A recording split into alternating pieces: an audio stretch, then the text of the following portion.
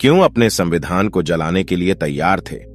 बाबा साहब भीमराव अंबेडकर सुनने में थोड़ा अजीब सा लग सकता है, लेकिन यह सच है। क्यों भारतीय संविधान को जलाना चाहते थे? नाराजगी की क्या थी असल वजह? इस वीडियो में मैं आपको पूरी जानकारी दूंगा। बस आप हमारे साथ ऐसे ही अंत तक इस वीडियो में बने रहे। मैं आपके लिए रोजाना बाबा साहेब के जीवन से जुड़ी वीडियो लेकर आता रहता हूं। बाबा साहेब को मानने वाले लोग चैनल को सब्सक्राइब कर ले। तो चलिए शुरू करते हैं इस वीडियो को। आखिर ऐसा क्या था जो बाबा साहब अपने ही संविधान को जलाना चाहते थे? 15 अगस्त 1947 को देश आजाद हुआ था, लेकिन संविधान को बनाने की प्रक्रिया इससे पहले शुरू हो चुकी थी। संविधान को तैयार करने के लिए 6 दिसंबर 1946 को संविधान सभा का गठन हुआ था। सुनने में थोड़ा अजीब लग सकता है, लेकिन ये सच है और हम ये बात पूरे दावे के साथ कह सकते हैं।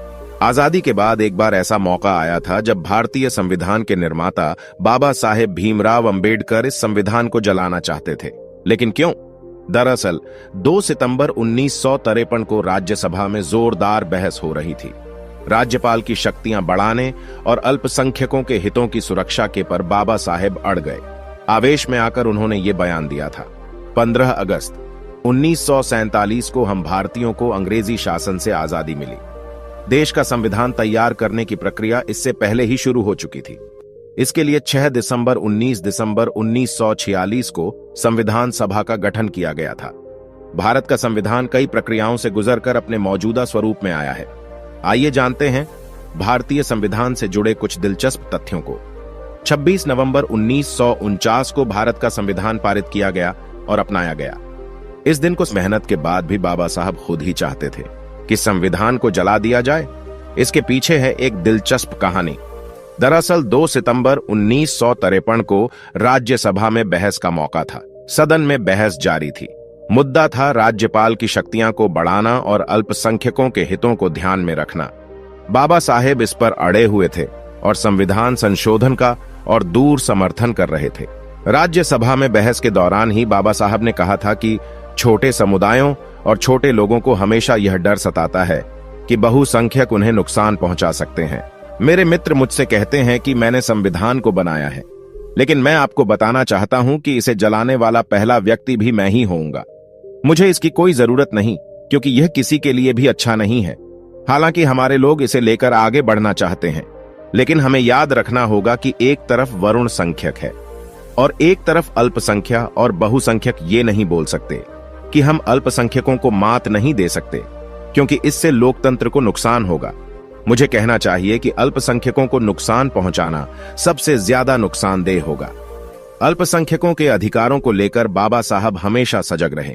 किसी भी तरह अल्पसंख्यक के अधिकार बहुसंख्यक छीने ना, इसकी हमेशा बाबा साहब ने खिलाफत की है। ठीक 2 साल बाद राज्यसभा में फिर वही मुद्दा उठा। इस बार पंजाब से सांसद अनूप सिंह ने अंबेडकर के बयान को उठाया और कहा कि आपने कहा था कि संविधान को जला देंगे, जिसके जवाब में बाबा साहेब ने कहा कि मैं अभी भी यही आपको जवाब दूंगा। मेरे मित्र कहते हैं कि पिछली बार मैंने कहा था कि मैं संविधान को जलाना चाहता हूं। पिछली बार मैंने जल्दबाजी में इसका कारण नहीं बताया। अब जब मेरे मित्र ने मुझे मौका दिया है तो मुझे लगता है कि मुझे कारण बताना चाहिए। कारण यह है कि हमने भगवान के रहने के लिए एक मंदिर बनाया। इससे पहले कि भगवान को वहां स्थापित किया जाता, वहां आकर एक राक्षस रहने लगा, तो उस मंदिर को तोड़ देने के अलावा क्या चारा है? हमने इसे असुरों के रहने के लिए तो नहीं बनाया था, हमने इसे देवताओं के लिए बनाया था। इसलिए मैंने कहा था कि मैं इसे जला देना चाहता हूं। भारतीय संविधान सबसे बड़ा संविधान है। इसमें 25 भागों, 12 अनुसूचियां और 448 अनुच्छेद हैं।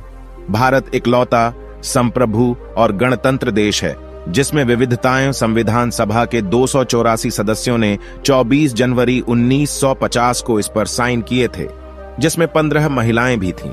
इसे पूरी तरह से प्रेम बिहारी नारायण रायजादा अपने हाथों से लिखा था, जिसके लिए उन्हें एक विशेष कमरा दिया गया था।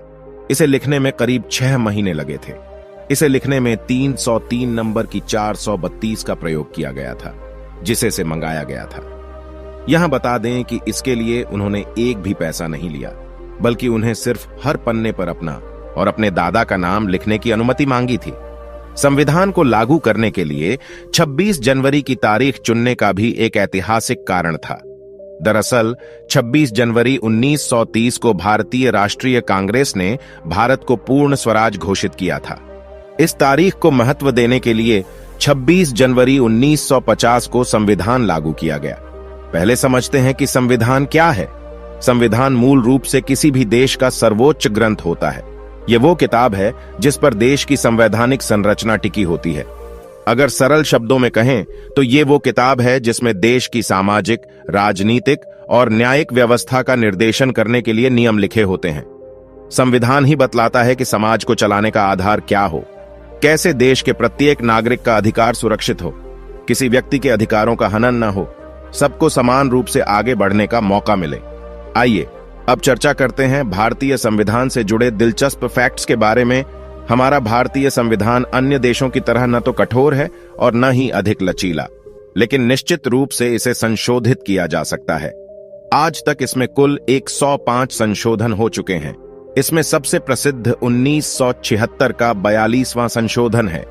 यह संशोधन एक आपात स्थिति में किया गया था और संविधान की प्रस्तावना में 3 शब्द जोड़कर संशोधन किया गया था। वे 3 शब्द थे सेक्युलर, सोशलिस्ट एंड इंटेग्रिटी, यानी धर्मनिरपेक्ष, समाजवादी और अखंडता।